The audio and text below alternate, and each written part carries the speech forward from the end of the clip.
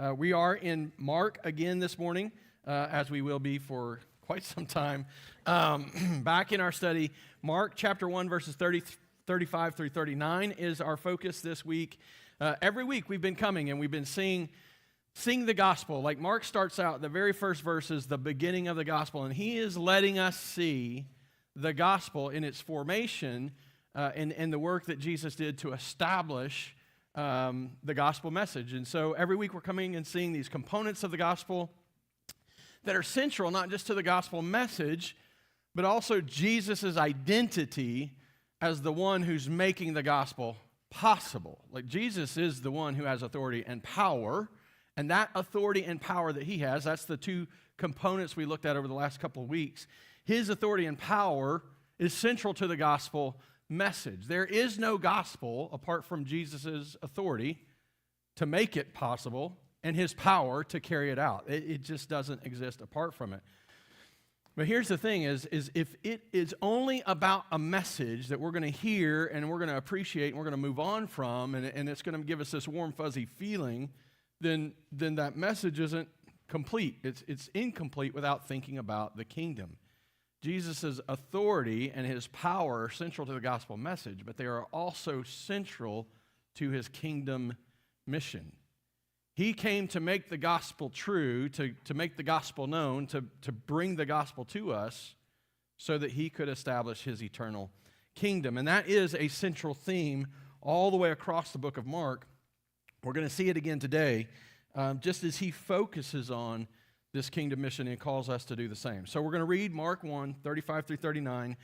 We'll pray, and then we will dig in and see what the Lord has for us today. The scripture says, "And rising very early in the morning, while it was still dark, he departed and went out to a desolate place. And there he prayed, and Simon and those who were with him searched for him. And they found him and said to him, 'Everyone is looking for you.' And he said to them, 'Let us go on to the next towns, that I may preach there also, for that is why I came out.' And he went throughout all Galilee, preaching in their synagogues and casting out demons." Let's pray. Father, as we come, every week we come and we need you. We seek you in this. We are certainly able to read and certainly able to discern some things, but we need your Spirit to move, that this isn't just knowledge we gain, but truth that transforms us. And so I pray, Father, today that you would meet us, be with us, just through the power of your Spirit, do the work that you intend to do through your word today. I pray this in Jesus' name. Amen.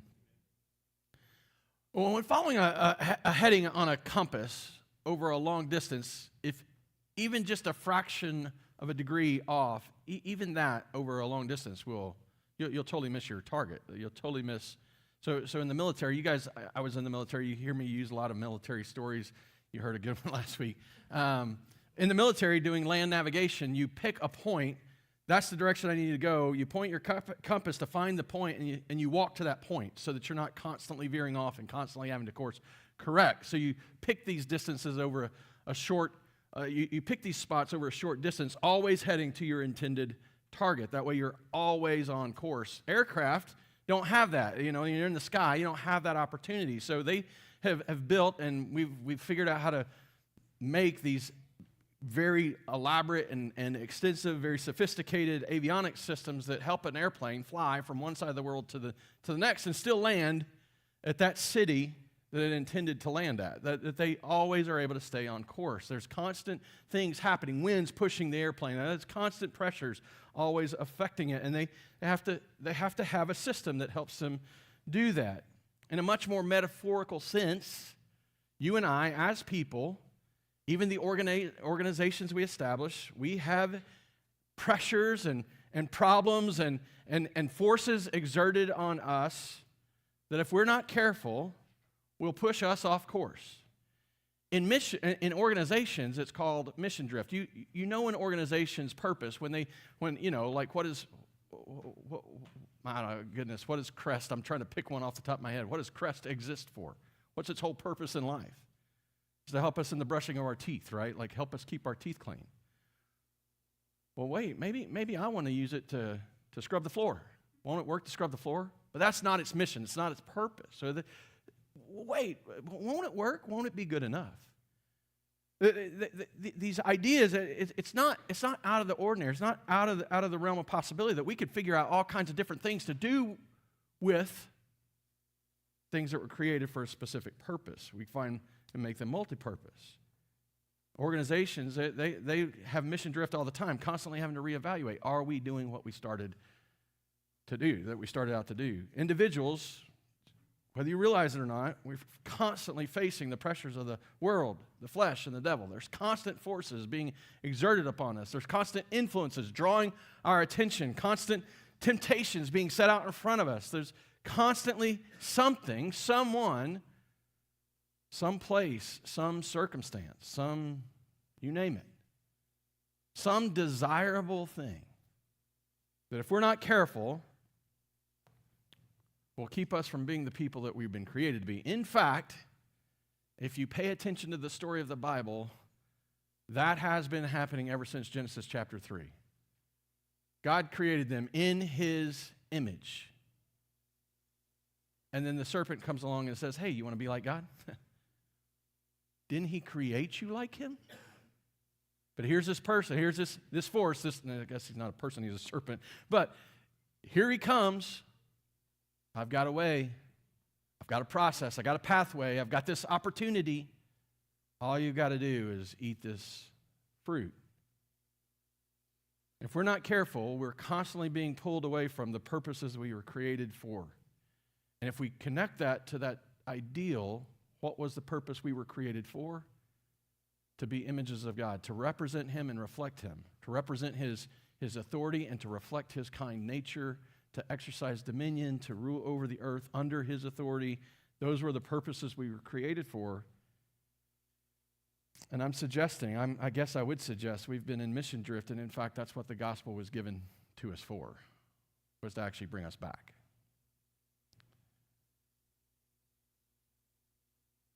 That's why Jesus came, to bring the gospel. But let's just imagine, what if He deals with the same mission drift, the same pressures and the influences and the same challenges? What if He drifts? What if He veers off course? What if He gets distracted? Well, we're lost. There's no hope. But here's the one great hope we have. Here's the one solution we have. Mark lets us see it right here in this passage. Jesus is a king who came to accomplish His kingdom mission, and He will not be distracted from it. Jesus is a king who came to accomplish His kingdom mission, and He will not be distracted from it. His authority, His power, the gospel message that's preached about Him, all of it was centrally focused upon His mission to establish His eternal kingdom. And no matter what else happened, this was something He was going to do. And in fact, this is a theme all the way through Mark, that the disciples are trying to figure out what He's doing. They're trying to figure out who He is. And there's at least a couple more times that we're going to see them try to lead Him off course. And it's not just the disciples. It's the crowds. It's those who stand in opposition to Him. It seems as if Jesus is the only one committed to His mission. And we see that begin right here in this passage.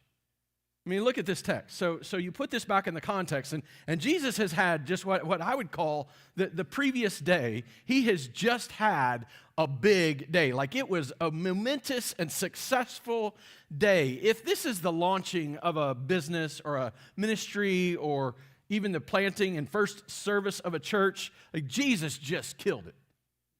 Like, He casts out a demon in a synagogue. He heals a woman in her house, and then finds the whole city on His doorstep filled with sick people and demon-possessed, and He casts them out. He heals these sick. He just knocked it out of the park, right? This is a big day. And then He doesn't run for the accolades. He doesn't try to find a place in which He can get back in front of them as quick as possible. He didn't take the day off. He didn't sleep in. Oh man, I had a big day. Today I just need to take it easy. Rising very early in the morning, while it was still dark. I don't know when He went to bed, but they didn't come till after the sun had set, so it was getting dark. He spends however much time it is to spend to cast out the demons and heal the sick people in the city. And before the sun's up the next morning, he's up. And he's about his Father's business. He's about the business of the kingdom. He's about doing the work that he's been sent to do. And we find him finding a quiet, an isolated place, a desolate place. You might read wilderness there. In fact, it's the same word that's translated earlier as wilderness. We don't think that he necessarily went out to the desert, but he found a place that was isolated where nobody was finding him. His phone wasn't giving him notifications, right? There wasn't somebody constantly distracting him. And he prays. And everything's great until Simon Peter shows up. Hey, what are you thinking? You got all these people waiting for you. Everyone is looking for you. Like, you got to get back here. And just so that you see this, Simon and those who were with him searched for him. I'm not a Greek scholar, but I read from a lot of people who are Greek scholars. They say that word is a word that it's not just like I've described this a couple of times this week already. It's not just like a man looking around for his wallet or his keys, where he's just kind of glancing around a room, right? He's picking stuff up. I know. I see some people looking at their husbands, and we all do it. There's a reason that stereotype exists. His disciples are searching. They're hunting. They're after him. They are picking. They're not leaving a stone unturned until they find him. And when they find him, the intensity, everyone is looking for you. Instead of being out here, you need to be back here. You need to be over there with them. They need you now. And maybe it's just me. I could be wrong about this. Maybe it's just me. But this is another one of these surprising shifts that we've seen Mark bring to us at least two other times in the book. To this point, we haven't even gotten out of chapter 1, and here's another surprising twist. First we have the Spirit falling on him, God speaking from heaven at the baptism. This is my Son with whom I'm well pleased. The Spirit comes down on him like a dove. The very next thing, surprising shift. He's out being driven to the wilderness. This is the same kind of surprising shift. Here we are. Well, who doesn't think Jesus needs to get back to these people that he's just met and just served and just... Doesn't he need to be with them? That's not what he's about. And his answer, everyone's looking for you. Well, yeah, let's go to this next town. I got to go over there. Jesus is a king who came to accomplish his kingdom mission, and he will not be distracted from it. Rather than be distracted by the disciples' plans for him or the crowd's desire for him, Jesus is about doing the kingdom work. He's doing kingdom mission that he's been sent to accomplish. He's so much more. He's so much more than what they expected. Jesus is a king who came to accomplish his kingdom mission. He is more than a miracle worker. He's more than a miracle worker. We don't want to be too hard on these people. First, let's just be careful. Let me just pull us back before we look at them and judge them. Because who, having been healed of a sickness or who, having had a demon cast out, isn't looking for that guy that just did it for them? Right? I want that kind of power in my life. I long to have that person in my life. I want to be near them. So let's not be too hard. But people seeking after Jesus, after they've experienced and been the beneficiary of his miracles, that's actually something we see all across this gospel. We see it all across all four gospels. In fact, the feeding of the 5,000, which we'll come to in a few chapters, the feeding of the 5,000, people are seeking after Jesus after they eat the food. And John calls out they're seeking after Jesus for all the wrong reasons. Jesus actually confronts them in John chapter 6. You're not looking for me because of the sign that you saw. You're looking for me because you want more food.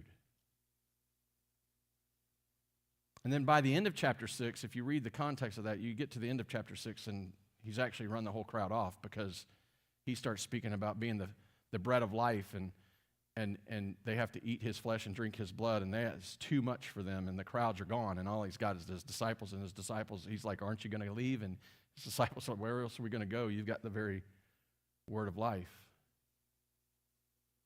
Jesus isn't driven to gain a crowd. Like, that's not his sole purpose. He isn't just after popularity. He didn't just come to work a bunch of miracles and gain a big audience. He's not about doing the gimmicks that just are only attractional, that I just want people to show up and see me and like me and feel good about me, and I'll just keep on working these miracles and everything will be fine. And he is so much more than a miracle worker. He's so much more than just a local hero.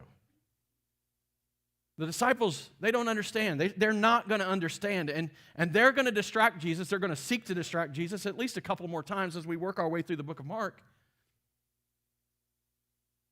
They don't know he's a king with a kingdom to establish. He's going to tell them these kind of things. He's going to tell them what he came to do. He's going to tell them over and over that hey, I came to die and then to rise and then to go and establish a kingdom forever for you. He's going to tell them these things, and they're going to miss it. They're not going to understand it. They're closer than the crowds. They get greater insight than the crowds. What they don't realize is that they're still part of the problem, and they need him as a king as much as the crowds do. They don't see the bigger picture. They don't see exactly what's happening here. They're so consumed with the images of seeing miracles performed and hearing the teaching and still placing it within their tiny framework of, we just want the kingdom reestablished here on earth. But they're missing it. They've been distracted by their own desires and their own thoughts and their own preconceptions. This is an interesting thing. Peter and James and John, they look really good. Peter, Andrew, James, and John look really good in the previous passage where Jesus walks up to them there at the boat and he calls them away and they drop everything and they follow him. Looks really good. But from here on out, we're going to see the disciples struggling to understand and follow Jesus. And I think that's actually a good thing for us. Because I think we too have difficulty understanding what Jesus is about and following after him. I guess if I were to, I guess you could say maybe we're in good company, like the disciples, the one who Jesus used to finally lay the foundation of his work and then ultimately send to see it advance across the world. They struggled too. I don't think that gives us an excuse, but at least we don't have to be too hard on ourselves. But here they're wanting Jesus, come back to Capernaum. Come back to the people that you just served. They're waiting for you. They need you. They're seeking you. They're hungry to have you near them. And Jesus isn't here just for Capernaum. It's not that Jesus didn't want Capernaum to appreciate and enjoy the power and authority that he had. In fact, we're going to read in a couple of, I think another week or so, we're going to come back at the top of chapter 2. He's going to return to Capernaum. But he didn't come for just Capernaum. He came for the world, right? He came to preach the gospel in all places. Like he came to do a work that's beyond what they think he's doing. And the way to it is not find yourself a central location and stay there and hunker down and just hold on. It's go and make it known as far and as wide as you possibly know. So he tells them, that's not why I'm here. I didn't come for just Capernaum. I've got other places to go. I've got other things to do. And so he does. See, Jesus is so much more than what people think he is. He is a king with a kingdom mission that's bigger, broader, more far-reaching, higher and greater than any purpose you could think or imagine for yourself. It started from before the foundation of the world, and it won't finish until he brings it to an end and consummates it at the end when he makes all things new. The blessing is we get to be a part of that process. We're more than a cog in the works, right? We're more than just a little gear in the whole works. We're so much more valuable to him than that. But it's a blessing that we get to be in some way exactly that. We get to be a part of what he's doing. We get to be the beneficiary of what he's doing, but it's so much more. is so much more than what people think he is. The crowds found relief from the symptoms simply caused by living in a sinful world, and they want more of that. Who doesn't want to find relief from all of the symptoms we face, all the fruits of sin, all the symptoms we face from the cursed earth, from the pains in childbirth, to the toil that's created from our sin, from the fallenness of our bodies that now die and age? Who doesn't want relief from that? Is there anybody here that would say, I don't need relief from that, just give me the hard time? No, we all long for that relief, but Christ came for so much more than just giving them momentary relief from that. He came so much more than just to come to an individual person, or to an individual town. He's so much more, but we have a tendency to shrink Jesus. We repackage him in his teaching. He is a good teacher after all. But we repackage his teaching to make it all about giving people principles for prosperity and peace in this life. Just 12 steps and there's nothing wrong with 12 steps. Don't misunderstand. There can be some good things come out of them. But his teaching is so much more than just 12 steps to a better life, or to having your whole life now. We domesticate him and celebrate his tenderness on the one hand. Oh, he's all about love and grace and mercy, while we minimize the very strong stances and the very bold, courageous preaching that he eventually gets killed for. On the other hand, we'll focus on that bold, courageous, that moment in the temple where he's clearing the temple, and we'll forget about how tender and gentle and careful he was with broken and sinful people. We politicize him and use him to achieve our political purposes and our social agendas. How many politicians have stood up before you and said, oh, I'm a friend of Jesus? Well, there's no indication of knowing him in their life. The Republicans want to make him a Republican. The Democrats want to make him a Democrat. They all want to claim to Jesus.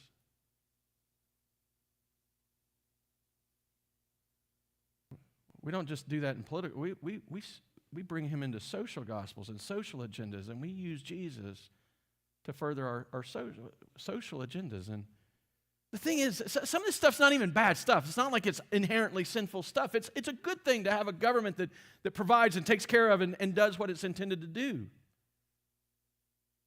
But Jesus is so much more than that. It's good to have social agendas. It's good to have a purpose and a way in which we bring some relief to the fruits of the fall, to the fruits of sin in our life. It's a good thing to feed the hungry and to help the sick get well. Those are good things. But that's not the ultimate purpose that Jesus came for.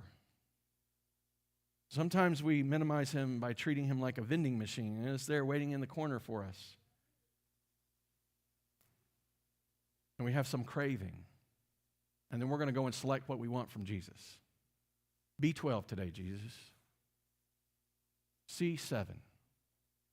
I feel like a Snickers today. I don't know what that's going to be. But when that felt need, when that craving, when that desire hits us, then we go and make our selection from him, hoping, demanding even, meet my need. Jesus is so much more than we imagine him to be. He is a king who has a kingdom mission that he's not going to be distracted from. And so he prioritizes his kingdom mission. And we see the priorities even begin here.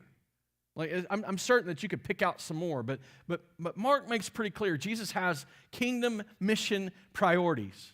The first priority we come to is prayer and fellowship with the Father. He didn't say, oh man, I'm tired. I had such a big day. People needed me so much yesterday. I just need to get off and be by myself to be by myself. He got by himself to be with his Father. How many times have we said, oh gosh, I'm just too tired to pray? He didn't, when the crowds came or when the disciples came and they said, everybody needs you. He didn't turn around and say like, hey, God, Father, I don't have time to pray.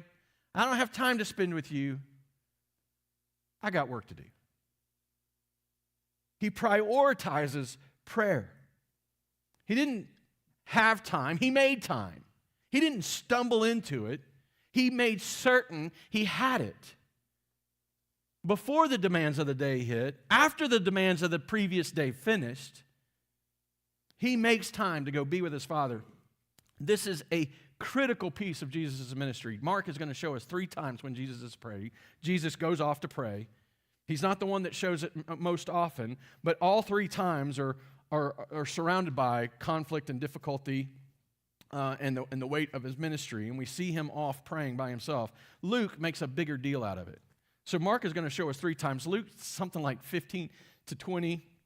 I think it even depends on how you count that. Like, you might even get up to like 25 or something like that. The numbers, it's just a big emphasis in Luke, where Luke even tells us, I think it's Luke 5. I don't remember. I'm terrible with the numbers. I'm sorry for that. But I think it's around Luke 5 that he talks about that Jesus is praying continually. This is not just a side gig. It's not just something Jesus stumbles into every now and then. This is a central focus of the kingdom mission. He's doing as much and more praying than we're ever doing in our doing. This is serious business. He can't do the gospel or bring the gospel or establish a kingdom without this component. So he prioritizes it. He makes it of first importance, and he goes and he prays. He's a king with a kingdom mission, and so he prioritizes preaching the gospel. Not popularity, not running off and satisfying every little need. Now, we're going to see that he's not above getting distracted in the sense that he's still doing the work along the way. He's stopping and giving mercy out as the need is there. But he doesn't answer the demand, hey, we found you and we need you to come with us because everyone is seeking you. He's going to work in accordance with the mission parameters so that he can ensure that the gospel gets preached everywhere it can be preached while he's on this earth.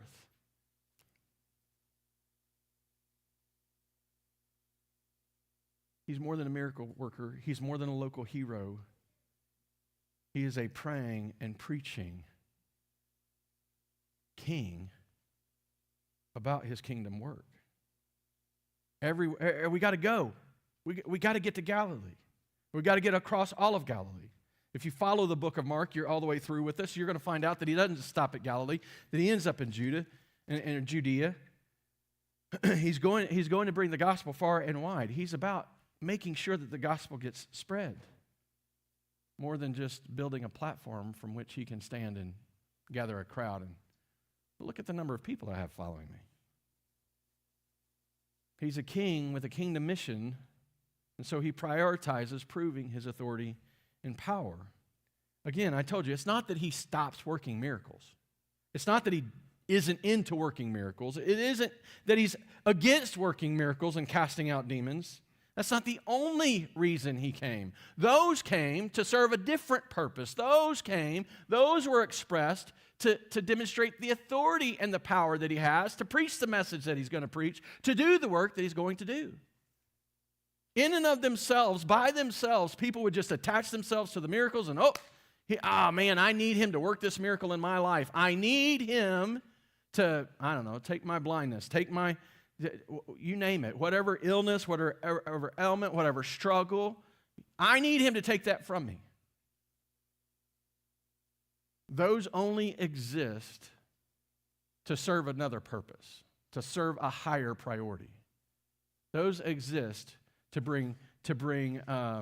prove that he is who he says he is who he says he is. In fact, in chapter 2, is just to illustrate that idea. We'll see this a little bit in chapter 2 when he forgives sins, and they're like, whoa, what are you doing forgiving sins? And he says, hey, just to show you that I have the authority to forgive sins, he heals the dude. Get up and walk. They serve the purpose of the kingdom mission. The kingdom mission doesn't serve the purpose of working miracles. To flip those two things around is to get the horse before the cart, or get the cart before the horse. That's the bad way. The other way is right. To get the cart before the horse. It's a good thing I listen to myself sometimes. Don't tell her where we'd go.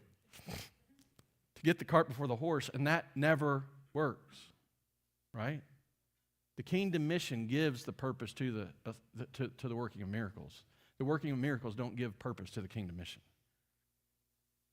He uses those things, and it tells us here in Mark, he went throughout all Galilee preaching in their synagogues, because that's why he came, and casting out demons, because that proves, as he's preaching this new message, that he has the authority and the power to do what he's saying he's come to do.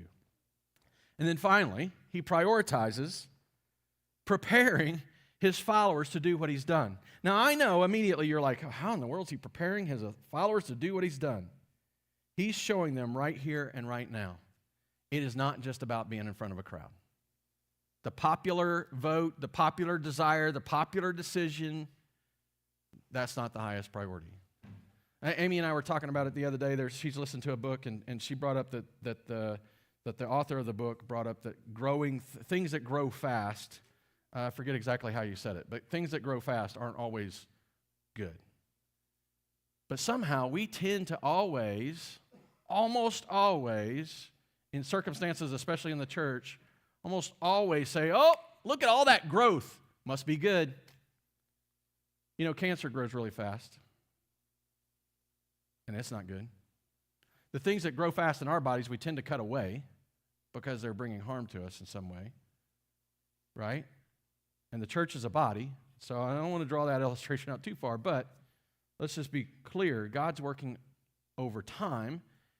Sometimes he works in instances, in momentary, in moments, but most often he's working over time, and his disciples need to see the pressure that the crowd is putting on you isn't a higher priority than the kingdom mission. In fact, it's actually kind of interesting because this is going to continue to happen through the book of Mark. He's going to continue to reorient them to the point that Peter's going to say, don't go die. You can't die. And Jesus is like, no, get behind me, Satan. Because Peter's still got to be reoriented to the kingdom mission.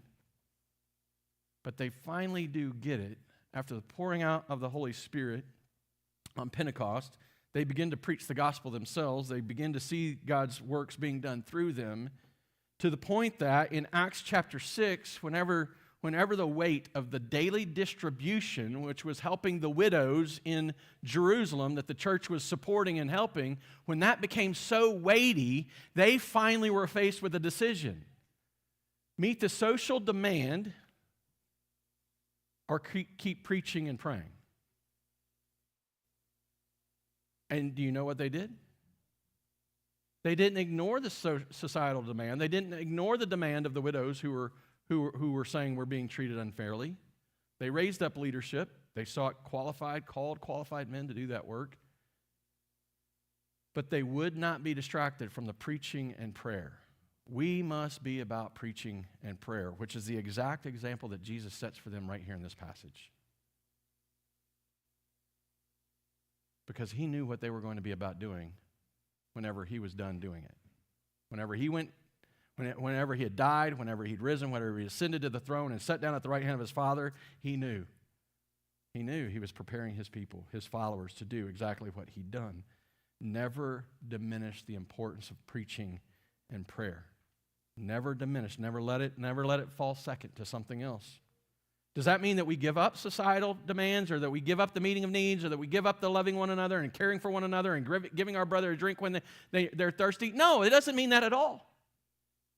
It just means we don't focus on that over the preaching and prayer that fuels and makes the mission of God function. We don't walk away from those priorities. Jesus is a king who has a kingdom mission. And he won't be distracted from it. And we shouldn't be either. So we must not be distracted by good works in place of his work. Jesus is the king who came to accomplish his kingdom mission. So we must not be distracted by good works in place of his work. And I think small little opinion, just recognize that. I got no scientific evidence, just anecdotal, just my experience in leading a church and walking alongside people.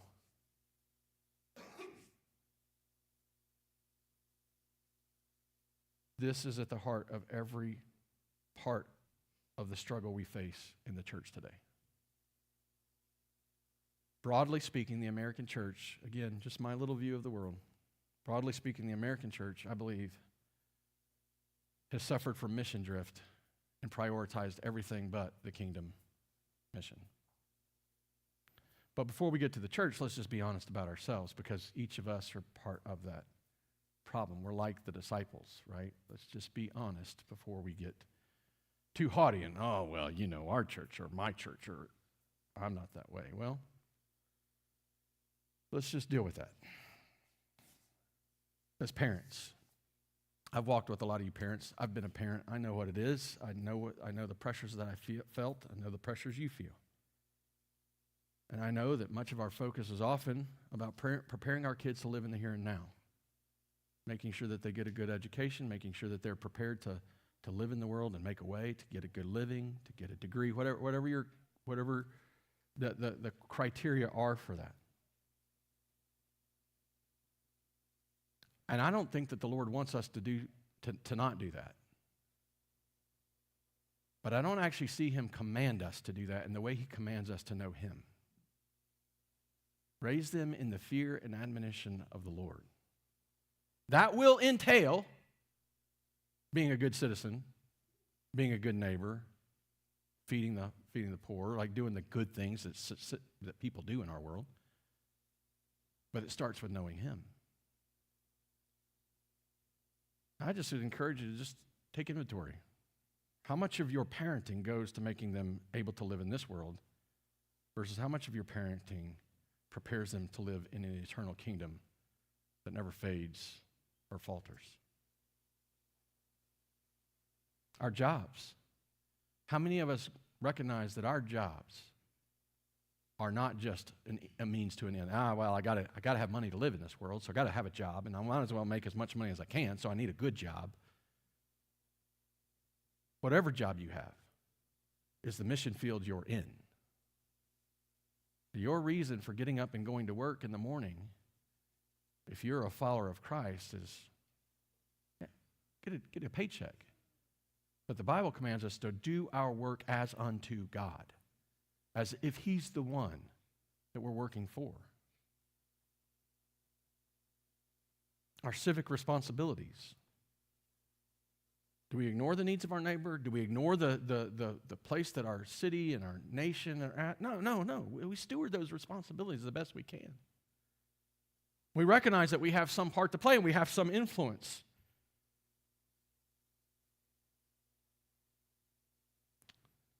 But is it possible? Is it possible that our attention has been grabbed, has been taken advantage of, and that we've become distracted? Thinking that if we finally get the right leader in our offices, if we get rid of the wrong leaders out of our offices, that finally we won't be a nation given to sin.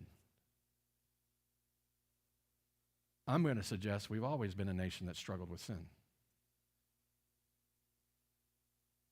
I think that's really been true of mankind since Genesis 3. Why in the world do we think it's ever going to be any different until Jesus finally does what he intends to do? Does that mean we ignore it? No, that is not what it means. It means it's not our highest priority. All of these things, they can be such good things. Parenting, multiplying, being fruitful, that's good stuff. Going out and getting a job, if a man doesn't eat, he doesn't, or if a man doesn't work, he doesn't eat. I mean, Paul said that, right? Like it's a good thing to have a job. To live as good citizens, to be the best employee, to be the best parents is perceived in the world. Absolutely, do all those things. But you do those things underneath the priority of the kingdom mission. And the reality is that we can sit here as armchair quarterbacks and make decisions for the American church and say, well, if the American church would get busy doing what it's supposed to do, but how's the American church going to be busy about doing what it's supposed to do if each of the members of the American church aren't busy about doing the things they're called to do? It doesn't start. We might be able to see it on a national scale. We might maybe see it across churches in Springfield. We might be able to see it even in our church, and we might have all the solutions for it. But if we'd get busy, as each of us, as members of the body, doing the thing, the kingdom mission that Christ has given his people, slowly but surely, it wouldn't be true of the American church anymore. Because of each of us are doing the part that we've been sent to do. Now, this message, I recognize immediately, this message is directed, it's directed at church people, at people who have trusted and followed in Jesus Christ. But I want you to hear this. If you're not a follower of Jesus Christ, I want you to see and understand the priority Jesus gave to making sure you had the opportunity to hear the gospel. He came to preach it in all the places he could. He prayed and he fellowshiped with his Father, finding the fuel, finding the peace. The very thing, this is so crazy when you think about it, the very thing he is making possible for us to do in eternity, to fellowship with his Father, to have life with him without the separation, without the foggy glass to look through. The very thing that he's providing for us in the gospel, Christians so often struggle with doing in this life.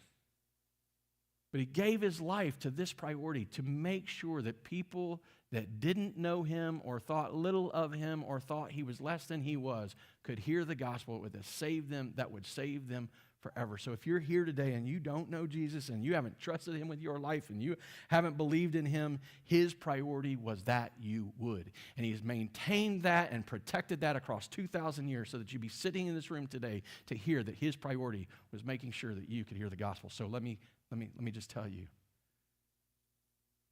Jesus didn't come simply to work a miracle. He came to establish a kingdom where miracles were no longer necessary.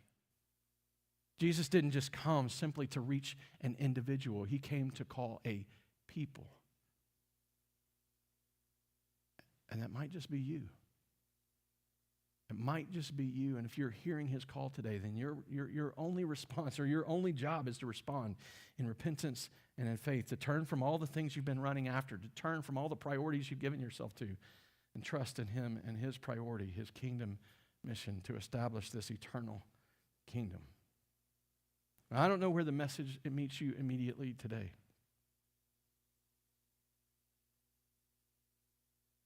But I know the Spirit can work. And so we're just going to turn to him now. We're just going to ask that he meet with us. Believers and non-believers alike, that he meet with us and he show us the truth and he lead us into it. Let's pray. Father,